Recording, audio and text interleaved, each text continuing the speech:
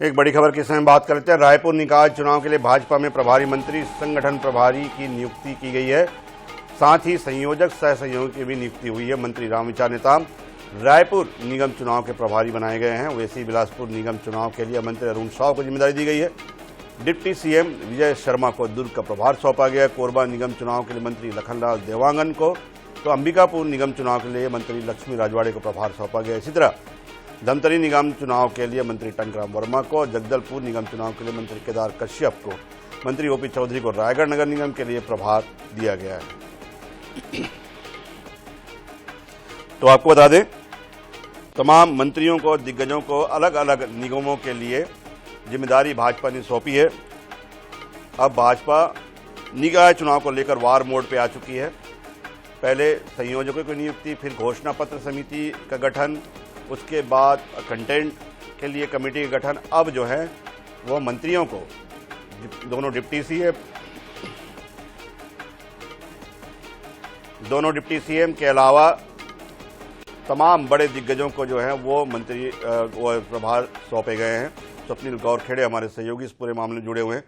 स्वप्निल, अगर हम कांग्रेस और भाजपा की तुलनात्मक बात करें तो जिस तरह से भाजपा की तैयारियों को अगर देखें, एक कार्डर बेस जिस तरह से पार्टी और जिस तरह से तैयारियां रहती, चुनाव के लिए जाना जाता है, भाजपा के चुनाव के लिए अलग ही रणनीति होती है। उस तैयारी में देखें तो कांग्रेस से मीलों आगे निकलते हुए दिखाई देती है तैयारी के मामले में भाजपा निकाय चुनाव के लिए।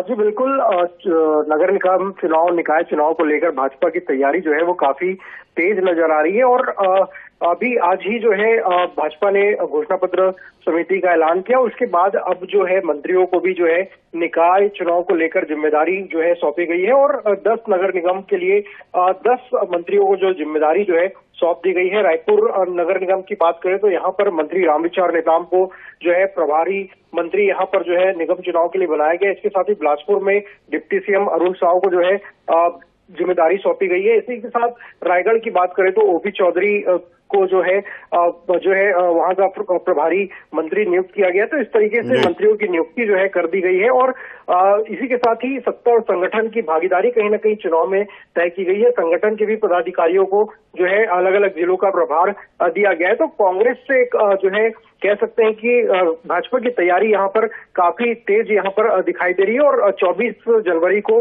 प्रदेश प्रभारी नितिन नवीन का यहाँ पर आगमन होगा और भाजपा की जो चुनाव समिति की बैठक होगी, जिसके बाद भाजपा जो है अपने प्रत्याशियों का नामों का ऐलान करेगी। जी शुक्रिया स्वप्निल पूरी जानकारी के लिए। स्वप्निल बता रहे थे किस तरह से भाजपा जो है वो अब वार मोड पे निकाय चुनाव को लेकर आ गई है। और जिस तरह से लगातार पिछले हम 4 दिनों की बात करें, जब से जो है वो निकाय चुनाव आए हैं और उसके बाद घोषणा होने के बाद से भी लगातार जो है, पहले घोषणा पत्र समिति गठन किया गया, इसके बाद कंटेंट कमेटी का गठन किया गया, फिर संयोजकों की नियुक्ति हुई। अब जो है प्रभारी जो है वो नियुक्त किए गए और इन प्रभारियों में खासतौर पर दिग्गजों को, दोनों डिप्टी सीएम के अलावा सभी मंत्रियों को चुनावी मैदान में भाजपा ने झोंक दिया है।